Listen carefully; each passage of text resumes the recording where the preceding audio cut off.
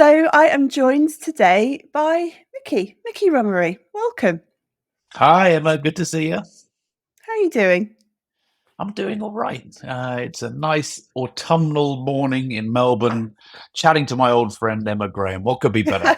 Exactly. We were Mm. just talking about that, weren't we? That we've just clocked 10 years, which is pretty crazy actually. I know. Where does time go? Yeah, it is quite Seemed scary, like but seemed like only yesterday I walked into Aquent wearing a full suit and tie. Was ridiculed because I walked into this hyper cool digital recruiter, and there's me with my top button done up. I'd forgotten that actually. Did you? That's quite Yeah, cool. yeah. Didn't last long though, did it? No, about 2 days. Oh, so you came back in the second day I with it came on. back the second day. I think I took the tie off. Oh, okay. Living on the edge, tie Yeah. off. Well, I didn't have the Well, obligatory that many black t-shirts and jeans. how life has changed, right? Well, not much. Well, we'll come back to Aquent actually because it Sure. is a fairly kind of pivotal point, I think, in the story. Let's go back to the beginning. So you're from the UK, Yep. obviously, and a recruiter from the UK in Melbourne. You know, really revolutionary thing. But Who'd have thunk? how did you end up getting into recruitment in the first place? What did that look like? So we're going back a long time. So it was 2002. I had basically, long story short, I thought I was going to be a rock and roll star, but it never happened.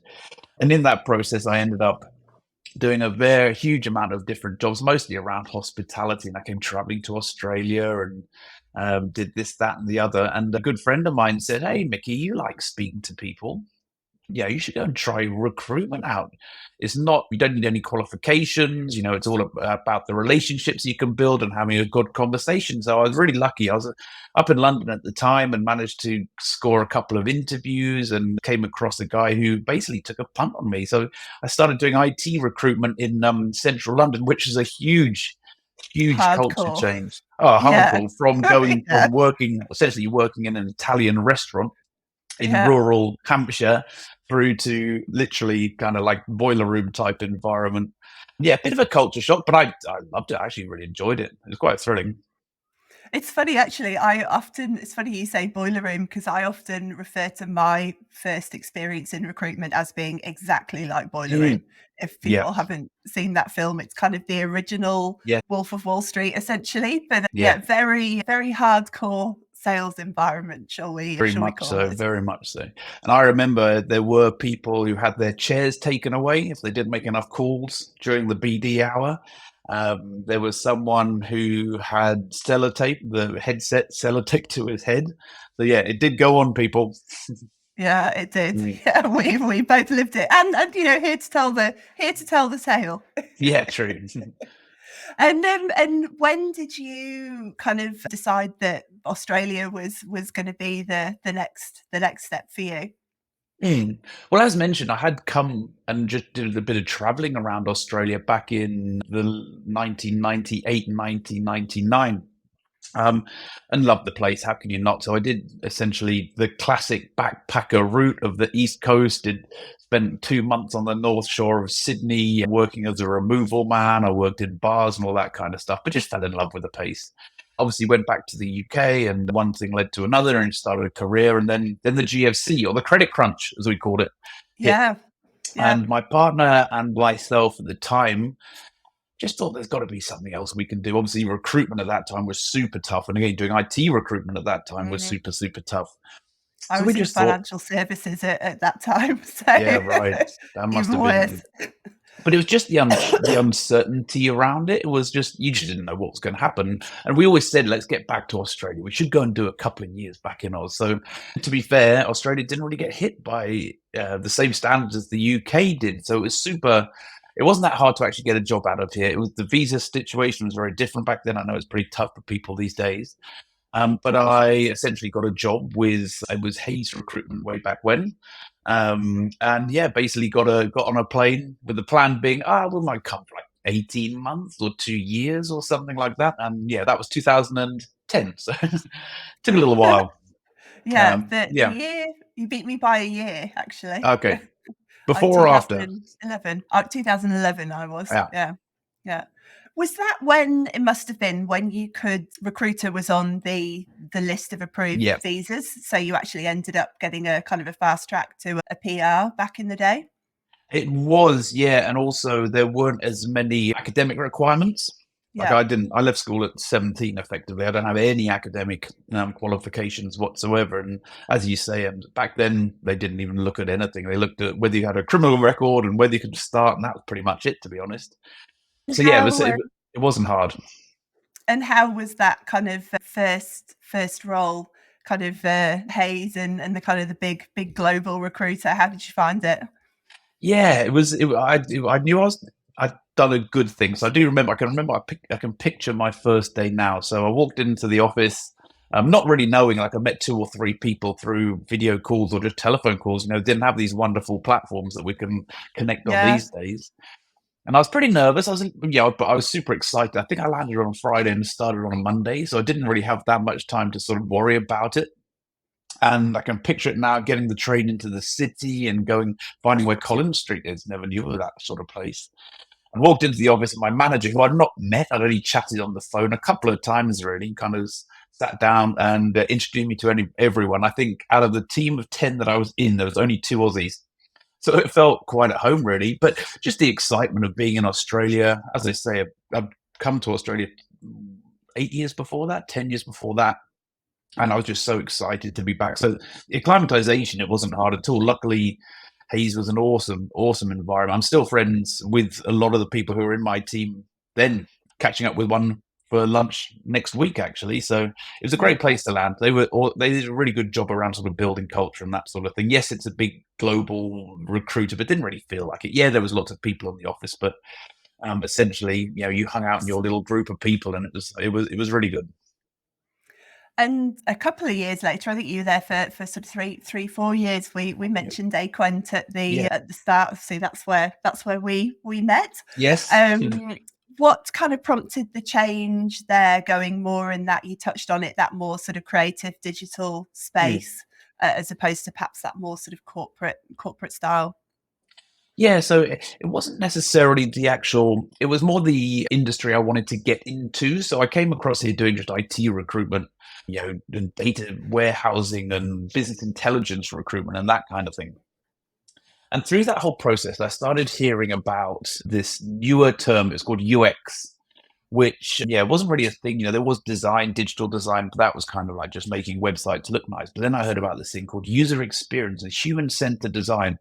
And it was just something that really aligned to all the things that I find really interesting in technology. So more the kind of helping users build better, or helping build better products for users, Mm. helping people understand their products better, not the sort of coding bit of it, but actually the psychology of how things work. So I started hearing about this, and then started hearing about people and meeting people in that kind of space. And at that point, it was something that recruiter didn't want to, or wasn't that open to moving into. So I Mm. kind of had a look around and found who were the best people in that space. So bearing in mind, you mentioned about permanent residency, I was still quite restricted on where I could work, because if you came across as a recruiter, you had to be a recruiter. So looking around the other recruiters who were looking at that space, it was Aquent that really was the kind of industry leader at that time, probably still is. Mm. So through hook or by crook, I think I reached out to Alex Kenning, who was our MD at the time, and one thing Yep. led to another. Managed to, despite wearing my suit into the interview, managed to get a role there. And yeah, as you say, we've just ticked over 10 years. So it was January 2010. My LinkedIn just Wow. told me. There So you yeah, a go. long time ago. There you But go. yeah, it was really, yeah, like the interest in getting into human-centered design that sort of triggered the looking into other places that could facilitate me working Mm. in that space. And that's interesting. I didn't realize that at the time, actually. So that's something that you had proactively done. You'd kind of identified the Yeah. organization, reached out and kind of put your hand up and said, "Hey, I'd be really interested in chatting." Yes, exactly right. So I think I highlighted there was like two or three or four or something like that, and for whatever reason, the role at Aquent, pardon me, was the right one. Again, meeting Alex, listening to what the business did and what it wanted to do. And, they still do some great things like the Digi Talks and stuff like that. So actually doing some industry engagement type of stuff was what really attracted me to them. And they got timing, whatnot, whatever it might be. Yeah, managed to get a role there.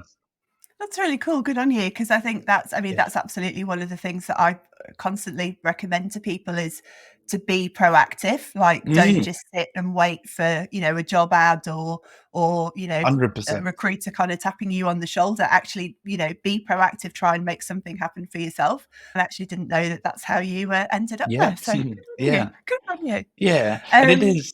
So I was going to say, it is one of those things that it's quite amazing that it's not kind of the forefront of people's minds. Being more proactive in their own job search. I think of the last, hang on, what are we looking at now? Well, the last 3 or 4 roles. In fact, all my roles in Australia have been through some sort of proactive outreach slash engagement, as opposed to waiting to apply for a job. But of yeah. course, once that's well, there's two things to that, I suppose. One is once you're in a pile of CVs, it's really hard to stand out, and the other one is, quite often the actual idea to bring someone on board is maybe a 3 month, 4 month journey where the manager might think, right, I need someone, then they go through the whole process. If you can be at the front of that by actually being front of mind, and again, you're showing a bit of initiative to go and engage with those people. Yeah, it's a really good way of actually finding the roles that you really want. Yeah, 100%. And Mm, I think on that, just going back to Acre, I think one of the things that they were really good at, certainly my memory of it, because it was my first time in that sort of creative mm, digital marketing space, and I loved it too. I always found it mm. really, really interesting, was that because they are a larger global American company, there was an awful lot of kind of infrastructure. There was a lot of training. There was a lot of support if you were new to the space to actually Mm, help true. you as the recruiter kind of upskill, understand what was happening and really give you a level of understanding that I think Mm. really was often a differentiator because you actually did really know what you were talking about. Yeah, that's so true. And finding that organization that will invest in you Mm. is super important. Yeah, Super and important. one of the other things I remember from that time, specifically with you, is that we would go to a lot of those early kind of UX events. I think we Yes, went to kind of like 3 or 4 of them true. over a period of time, and I remember quite clearly how excited you were about those and just actually how much you genuinely kind of loved the space. So I Yeah, think it was probably quite a pivotal move that for you, wasn't it? Kind of heading in that direction. 100%. And I think it's one of those things. And people always say, "Oh, what was it? Why did you move into it?" It's all about, I think, finding. The term is finding your tribe, right? As I Mm, mentioned earlier in our chat, the industry itself, I've found super interesting and fascinating. But equally, the people, like you say, we get across the events and met some fascinating people who came from all different walks of life as well. mm. Um, I'm perpetually attracted to finding out about people and their journeys.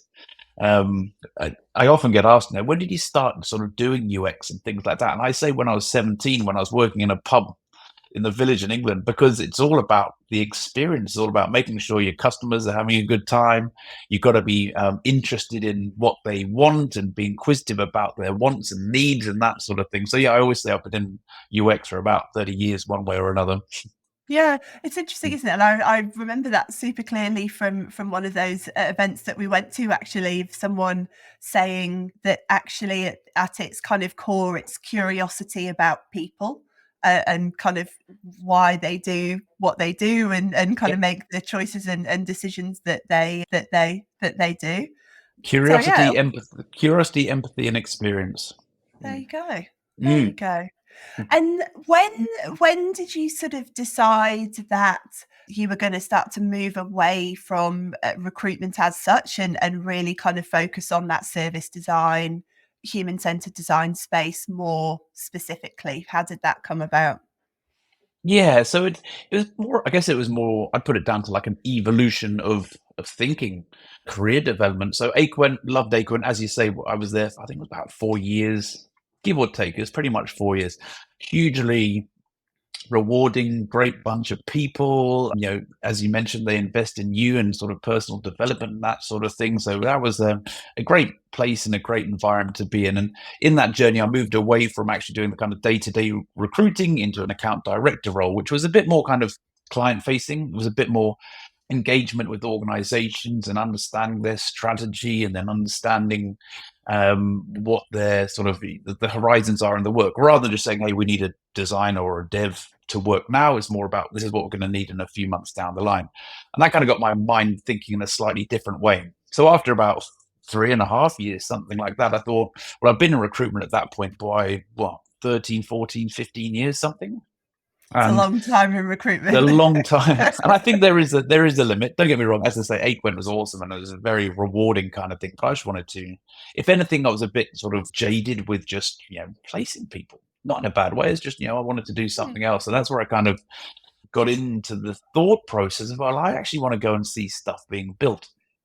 I want to go, having those discovery conversations with clients saying, hey, we want to do some research about this new product we're thinking about, or we've got this app and it's not really getting much traction. What can we do better? Or we're moving into this new area. We want to understand our customers much more. So a much more sort of bigger type of work. And that's when I kind of thought, well, the only place I'm going to get that is going to move into consultancies who are actually selling the work. So yeah, it probably wasn't too much prior to me leaving Aquent is when I kind of thought, well, yeah, I want to go and see a bit more of the world. I want to go and see a bit more about how the work is done. You're really looking underneath the hood rather than just getting people to work on the car, for want of a better analogy.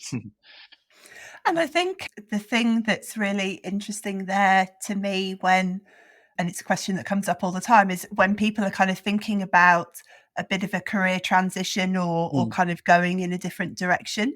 I think sometimes the mistake that can be made is that they try and change everything at once, and that can agreed. make the next step very Yep. difficult, because at that Mm, point you perhaps don't have a level of experience and you're up against people who do, it's mm, hard. Whereas your pathway there was clever, because you could rely on the account management, account director, business development type of experience that you mm, had, and you had in spades, but going in a slightly different direction. So you've yeah. essentially only changed one thing as opposed to kind of changing everything. Correct.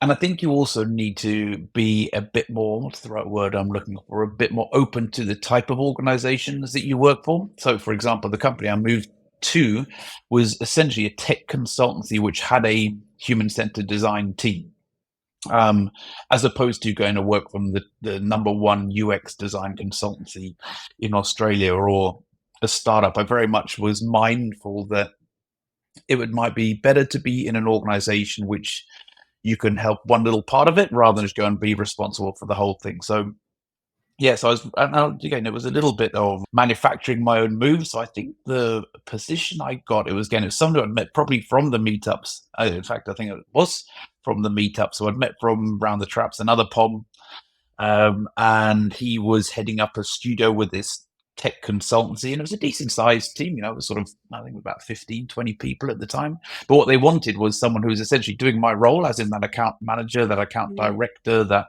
business development guy, but within that much bigger ecosystem of an IT consultancy. So, but it was a case of, again, sort of highlighting 3 or 4 or maybe 10 organizations. Oh, okay, I think I can do something there. And then reaching out. And obviously, timing was very lucky. Don't get me wrong, there's a lot of no's. I'm making it sound like every person I reached out to, they said, yeah, great, come and join us. It wasn't that at all. There's a lot of rejection or come back later or you haven't got enough experience for us at this point in time. So, yeah. So, going back to that kind of manufacturing your own opportunities is super important, I think. Yeah, and I suppose in that sense, probably recruitment helped in a lot of ways, actually, because Oh, you're yep. used to doing that outreach. It's not an unusual thing for you to kind of pick up the phone and call someone that you don't Mm, actually know, or don't kind of have an existing relationship with. And also that you're not scared of rejection, because that mm, happens all the time in mm. recruitment, that you just kind of get used to that. And as you say, you only need one person to say yes, and off you go. Yeah, no, very true, and it's interesting. I still have these conversations now with very senior practitioners in my space. Exec level leaders who are still a bit uncomfortable with actually doing that outreach, Yeah. just going out and just putting yourself out there. Be it going to an event, speaking at an event, or just sending a LinkedIn message, something like that. They're still I find it surprising, as you say, we probably being gnarled old cynical recruiters, we're totally happy to do that kind of thing. But it's quite remarkable that people are resilient, not resilient, resistant to that, resistant. but Yeah. resistant exactly. But I would say, yeah, don't be worried about it. Rejection, just get it's not that bad. It's surprising to me as well, and the percentage is, I think, much higher than Mm, I would have thought it would have been. The mm, vast majority of people, I would say, yeah. do feel a little bit uncomfortable about that, and it's Mm, not something that they would automatically think to do, or when it is suggested to them, feel particularly comfortable mm, doing. But as I often say, I try and sort of reframe it as just having a conversation with someone. There's actually nothing scary in that. And also, the worst that can happen is that the person's going to say, thanks for getting in contact, but no, yep. that's not the end of the world. Like, that's fine. You just then, she said, move on to the next one, move on to the Mm, next one. And also, I think, particularly, certainly this has been my experience, particularly in Melbourne, people are pretty open, and most mm, people will certainly try and help you in the best way that they can. Going back to the old, London days, that definitely was not the case. That was one of mm, the pleasant surprises when moving to Melbourne. But yeah, most people are happy to help, and mm. unless you ask and kind of put yourself out there a little bit, you don't know. But Much yeah, so. I agree. There's definitely some resistance to Mm. that. And if I can add to that as well, I think Yeah, the great thing about meeting people is you never know where that conversation is going to go. I can't count how many times I've wanted to reach out or reached out to someone and had a call like this or met up for a coffee, and it might not seem like it went anywhere, had a great connection and really enjoyed the conversation, and you say, cool, let's keep in touch. And then 6 months down the line, 5 years down the line, it's happened with me. You say, do you remember when we met pre-COVID and you said this, and we can now do that? So it's really important. So it's advice I give. So to my nieces and nephews who are coming into kind of working age now, and they're kind of, one's 25 and an AWS engineer. My niece is going to means we're be getting graduate. old from her, I aren't know. we? It's unbelievable. Side story, and you can cut this bit out if you want to. So my niece and nephew visited me last year, and it was first time post COVID. So when I kind of met them beforehand, it was 2018, and they were kind of like 15 and 19, and they were kind of young, and I had to look after them and that kind of thing. And then 5 years later, they're coming to Melbourne saying, "Hey, where are we going to go out?" And I go, "Mick, yeah, I'll get you a wine," kind of thing. Weird, weird scenario.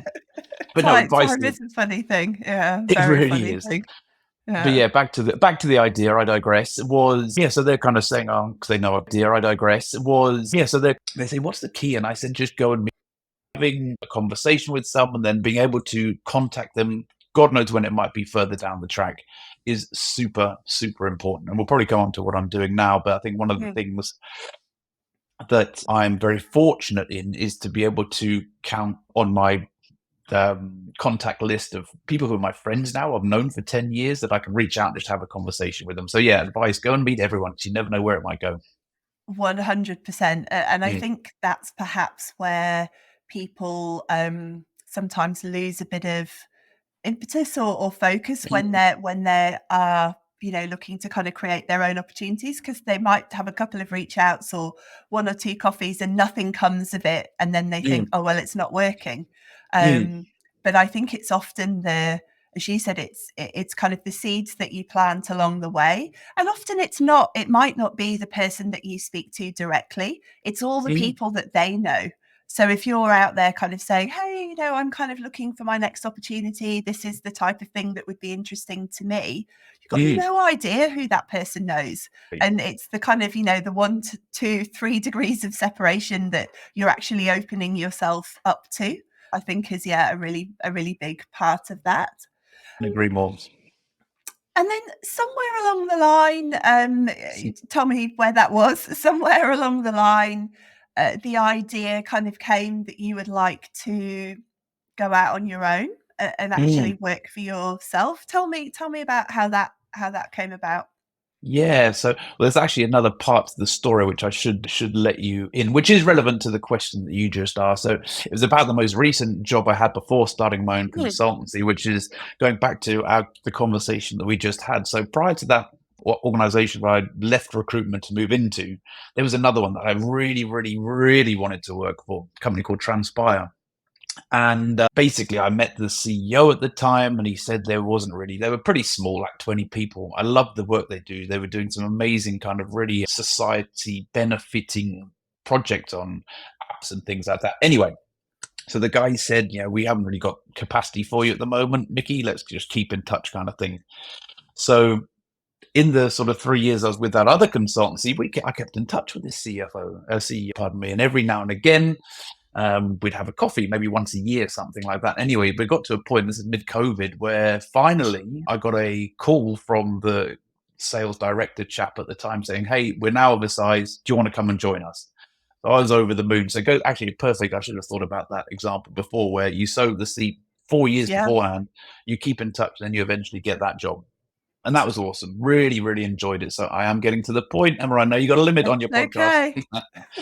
Okay. So I was there for a good 2 or 3 years, and we're now this is through COVID, so obviously a hugely challenging time. So I was very lucky, and I did appreciate the privilege of continuing in a role through then. But I was getting a little bit, is disillusioned the word? Maybe a little bit.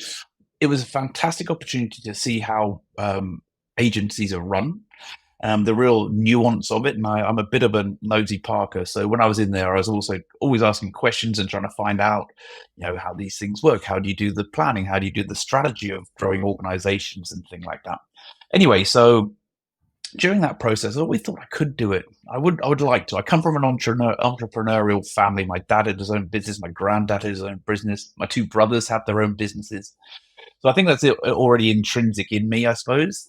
And just as my kind of thinking about what are my next steps, I could have stayed or focused more in working for other consultancies, but then taking into account my sort of 10 years of being in Australia, I just got to the point where I thought I'm going to give it a go. Again, the privilege of being able to say something like that is not lost on me. I know I'm in a top percentage of people who can say that, but I kind of weighed up the pros and the cons, and going back to the point about meeting people, I had a really good network they are my friends now, and they're not really just contacts, they are my friends. And I knew the client side of things. I knew how these things run, and obviously from a talent perspective. So if I wanted to scale up a project, I know the people who can do that, or if I want to do a bit of recruitment, I can help with that as well.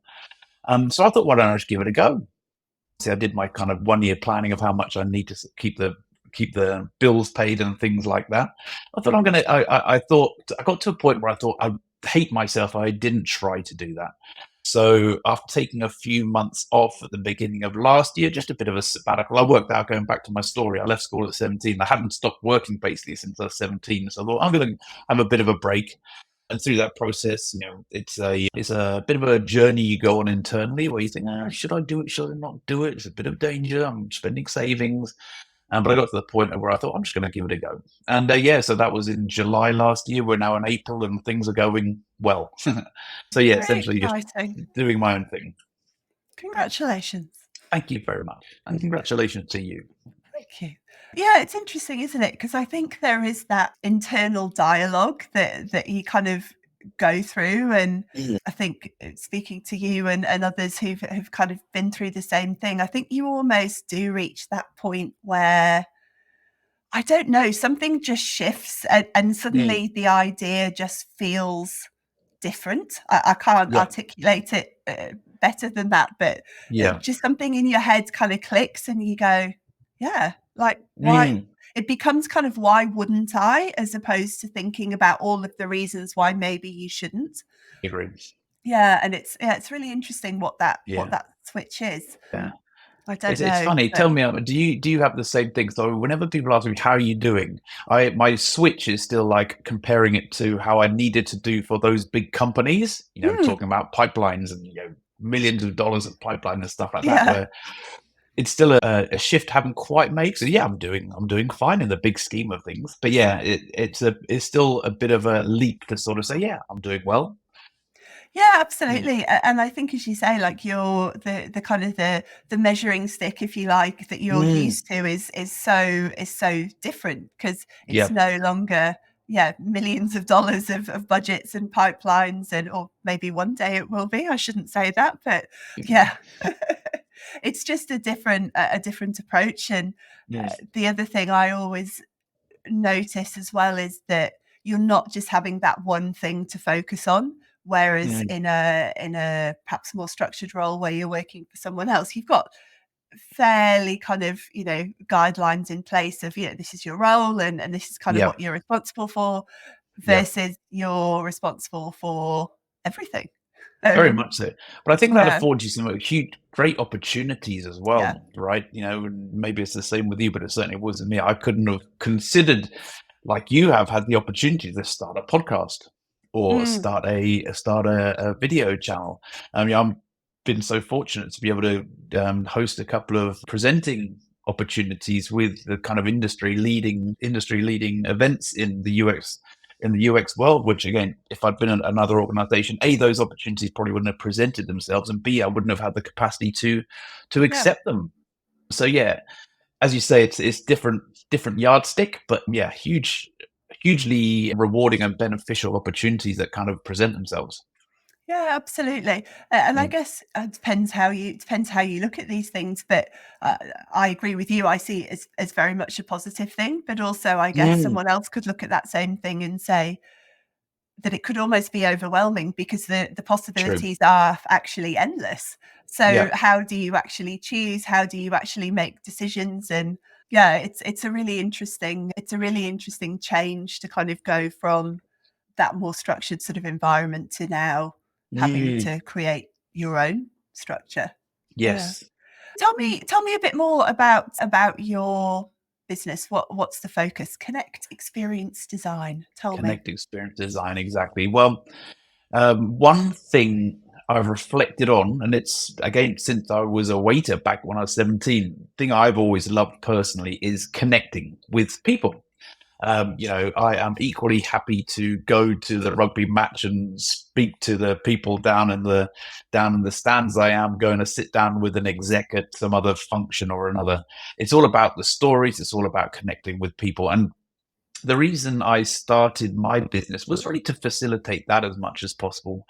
I am super passionate about what human-centered design can do, and how it can actually make a real beneficial impact on people's lives. Some of the greatest projects I've worked on have been ones with. So at Transpire, we built an app with Vodafone, which was basically an oncology supercomputer, which was amazing. And at RXP, we did a great project where it was helping people with finding boat ramps around Victoria. Silly little things, but really making an impact to people's lives. So I just got to a point where I thought, right, I want to help do more of that kind of work. I want to be able to sort of pick and choose the organizations and the projects that I work on. So to facilitate that, I wanted to start my own business. So what I'm doing now is essentially there's threefold. So there's the sort of talent acquisition piece, which is helping organizations, bring on the best people to help build those projects and help work on those projects. There's the actual project deliverables. So might come to me and say, hey, we want to do some research on a particular customer segment, or we've got a website that's not performing as well as it should. Let's have a look at it from an accessibility perspective. Or we've got this new product we're thinking about doing. So I can do the strategy around that. And the third one, which I find hugely rewarding, is actually running masterclasses. So if your internal design team doesn't have capacity to help sort of do some sort of design upskilling in the other rest of the organization, or you're a startup or a scale up and you just don't understand or need to understand human centered design more, which will help with product success, I can come in and do sort of half day workshops and masterclasses around that, those kind of things. But the whole thing that brings it together is connecting people with people, which is the important thing. Hmm. I like that masterclass example is an interesting one because I think from my much more limited experience and understanding level, but the kind of the principles behind human-centered design can be Mm, applied in so many kind of different ways. And if people have that sort of level of understanding and approach, thought process, they can use it in mm. in probably all aspects of their roles. Is that kind of part of it? 100%. And I touched on it there about accessibility. So Mm, obviously, it's super important to not just in digital products, but even like you say, in organizations, making sure you're thinking about everyone who could be interacting with that organization. I always use it's a statistic that 20% of people at some point in their life will have a visual impairment. So if we're talking about websites and apps, if you're not designing for those 20%, of the population. You're not designing for 20% of your potential customers or users and things like that. And it's interesting, and it could just be something on color blindness, or it might just be the colors that you choose for your website. If you're not thinking about those kind of things, it's yeah, a real, you can have a huge impact on people's lives. And they're quite simple exercises you can do to sort of demonstrate how that could be those sort of visual impairments. So running those sorts of things is really interesting, and it's a See? great environment. Just to finish that point, I suppose Mm. it's a great experience when you see people's lights go on and think, oh wow, yeah, that's amazing. So yeah, that's why I love doing them.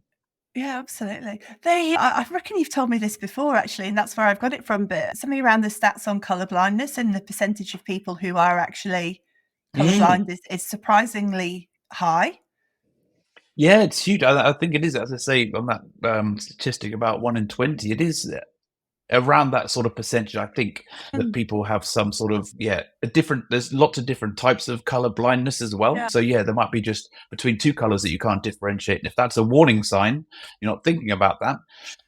Yeah, that's a significant danger to people. And luckily there's world standards around accessibility and color coordination which are out there, but a lot of organizations aren't thinking about them as much as they should be. Yeah. Mm. Is there still that kind of, I guess, what would you call it, sort of push-pull between some of the accessibility stuff, certainly the sort of empathy-led kind of human service design Mm. with the actual pure sort of digital design aspect of it? Is there still that sort of, yeah, push-pull between those two groups, or has it become a little bit more everyone pulling in the same direction, do you think? Oh, that's it. I'm going to get in trouble for my answer on Yeah. this. No, I think everyone is generally pulling in the right direction, but some people may be pulling is maybe not the right word. Need a bit more guidance than others, Yeah. I suppose. As I say, I work with a lot of the scale up space, and they do amazing work. Some of these products, but the business metrics are different. They need to get something out there, so maybe they just don't have the capacity or funds or time to Time. Yeah. actually think about it exactly. But and I see a lot of sometimes in those organizations, their product will get to a certain point and plateau, and we can do some work around why they're plateauing to sort of help their product grow even further. So yeah, that was a really good. I sat on the fence there. Maybe I'll go You into did, didn't politics you? next. Yeah, yeah. But But I yeah, and I guess think it's the part intention is all good. Yeah, but I guess it's part of that kind of, tech ethos of kind of do it quickly, break it quickly, and kind of Yeah, iterate and go to the next level, and yeah, but yeah, I would wonder within that how much room there yeah, is for some of these kind of broader questions, and as you say, maybe it depends yeah, kind of where they are in their evolution as to whether they've got capacity, resources, time, space, kind of yeah. all of that kind of stuff. Exactly. And people Interesting. often mention the book The Lean Startup by Eric Ries, which is an Mm, amazing book, really, really good book about products and launching products and things like that. And they say, yeah, well, that just says about launching things quickly. And that's right, that's correct. But there's also a lot of due diligence you can do fairly cost effectively, fairly cheaply and quickly to help that product strategy. So it's not just a case of just ship it and see what happens and test afterwards. You can actually do some research and lean on previous findings of other organizations and other apps, which, yeah, it doesn't take long, but it can have a much bigger material impact. There is an ROI to design, which is yeah, something people don't think about as much. They think, as you say, and it's more just, pixel pushing, make things look nice. yeah. But there is an ROI on that. Yeah. You said it's about 10 months, I think, so you're kinda coming up to that sort of Yeah. 1 year mark. Yeah. What what has surprised you about, um, running your own business? Is there something that you kinda weren't expecting that has happened, Mm. or yeah, has it panned out as you thought it would? It How's the definitely hasn't experience panned. been? It definitely hasn't panned out how I thought. Oh, not in a bad way. It's just um, I think. Well, go back a stage. So you asked me about what surprised me. I've surprised myself a little bit. I've never been a strategic person. I'm a bit of a dingo. I like just going there and doing stuff. But I've been very sort of mindful and sort of reviewing and keeping track of what I'm doing. And to answer your question, has it gone exactly as I planned? No, as I've sort of pivoted a couple of times. I started off just saying I'm just going to do projects and do amazing work, and then I realized that maybe the industry isn't where it is. Obviously, it's a challenging time at the moment for the design space right now, and yeah, there's not a huge amount of what's the right word I'm saying. thinking about. There's not a huge amount of big projects being given out. So that's why I've kind of lent back into my experience with talent acquisition, which is great. So I think you have to be as flexible as you can be and look at the work, look at where you want to do and the work you want to do, and then sort of make actions to do that. Mm. So that'd be the main thing. I think in terms of the actual starting a business per se, again, very lucky to count number of my friends are in the same industry. So I've got that access, for want of a better term, to good people to sort of not just sort of engage with doing work, but also to get advice. So that's been really, really good. And that's certainly an important thing. But I think the actual starting a business isn't materially that hard. We're very lucky, like talking about when we moved to Australia 10 years ago or whatever, there was no such, like LinkedIn was a thing, but it wasn't quite as big as it was. Mm. We didn't have all these fantastic platforms where you can engage with people. Podcasts were getting bigger, but they still weren't that big. Having ChatGPT or LLMs, there are other LLMs out there, is an amazing, amazing productivity tool, which I'm really fortunate. I kind of started my business when they were just sort of getting some traction, which I use. Yeah, I'm happy to say I use it a hell of a lot just for helping, checking my spelling, checking my grammar, hypothesizing on some ideas. If I have a thought that's a bit stuck, I'll say, hey, give me some ideas on, how I can get past this. And yeah, hugely beneficial productivity tool. So the actual barriers to starting a business are quite simple, I think, which is, that'd probably be my main takeaway is people shouldn't be as worried about doing things. Yeah, I think that's so true, isn't it? I think it's easy to kind of build up a lot of the sort of structure around it and Mm, think that that is somehow insurmountable. And as you mm, say, I think the actual steps of starting a business is not, it's not hard. Like it's actually no. very simple. The surrounding stuff is harder, but Mm, the actual kind of steps.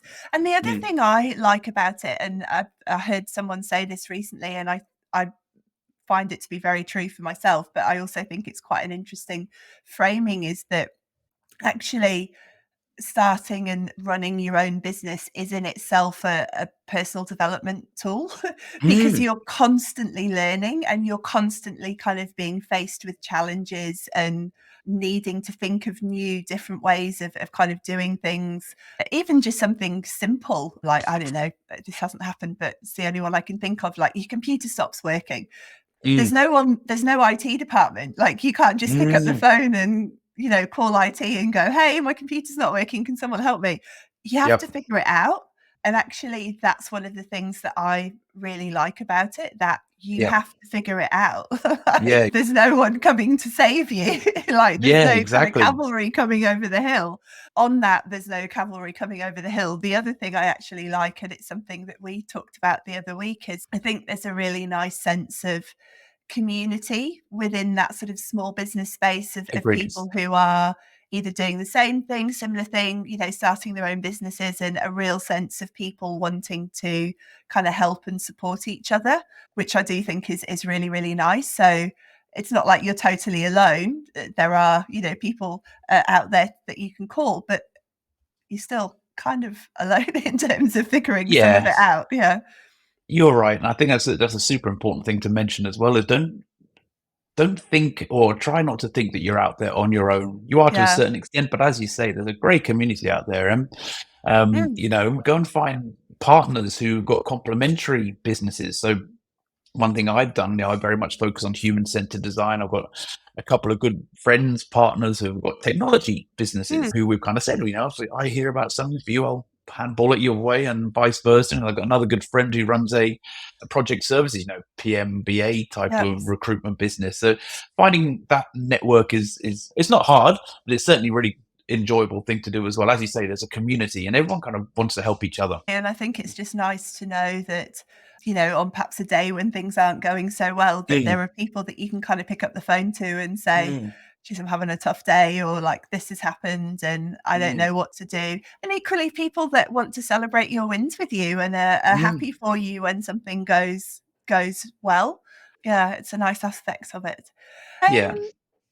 Final question, Mickey. So we've Yes. kind of covered a lot of ground there. And if you sort of think back over your career journey, lots of things that you would have kind of learned along the way, as we've touched Mm. on. But is there something that stands out as something that you know now that you wish you knew then? I don't think there's any one thing that stands out specifically, like one key event or one tipping point. But I think there's about two or three different kind of behaviors which I think Mm. are super important, which we've touched on, as you say. One thing, meet as many people as you can, even if they're not necessarily a direct in your industry or anything like that. You never know where that conversation will go, and be inquisitive, like you say. Ask those questions. People like to have a conversation, so don't be shy in sort of doing that kind of thing.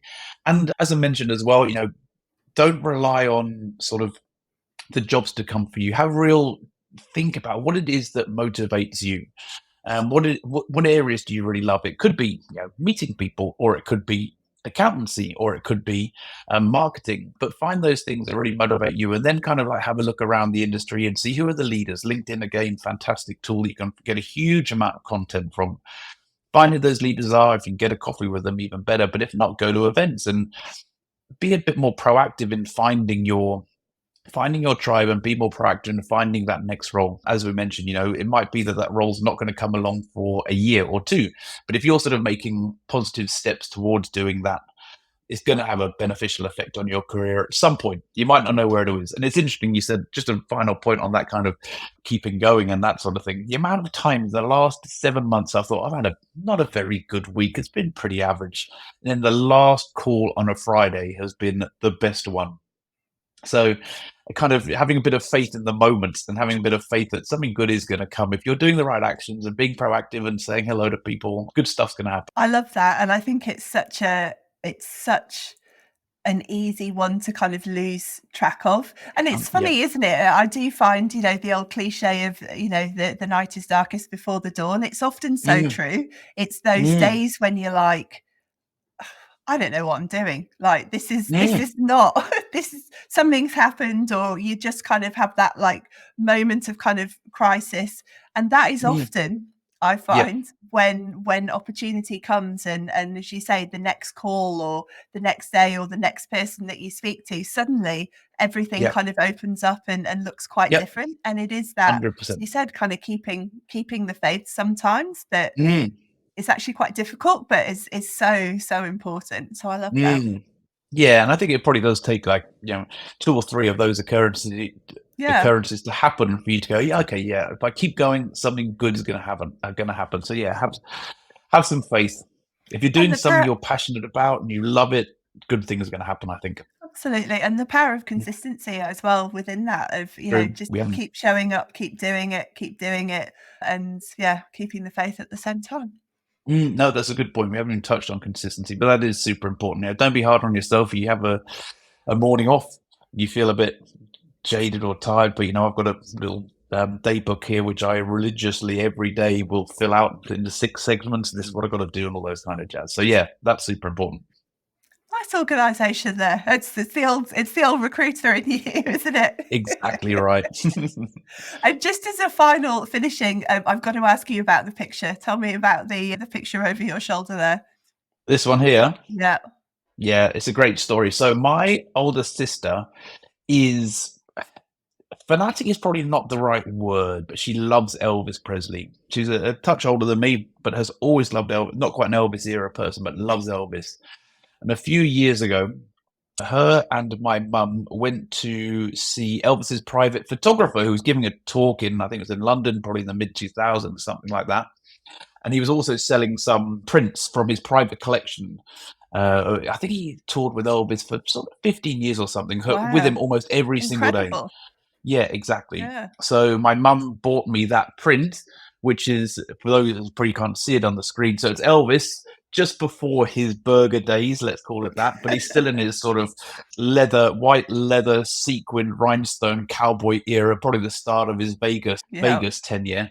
But he's on his back. He's kind of, arms outraged because he's having such a great time on stage. And yeah, I just thought it really captured the essence of Elvis. But the bit that I love the most, even though he's got probably God knows how much his outfit cost, he's still wearing a $10 watch that says Mickey Mouse, or a Nice. Mickey Mouse watch. Sorry. So yeah, I love that picture. I love that. Let's finish there. That's a great that's a great Cool. story to end. Yeah. Thanks so much for taking the time. I really Our pleasure. appreciate it. And yeah, really interesting kind of story of how it's all fitted together. Nice to Mm. hear. Yeah, and here's to another 10 years, M. Absolutely. Yeah. Let's do it. Good on you.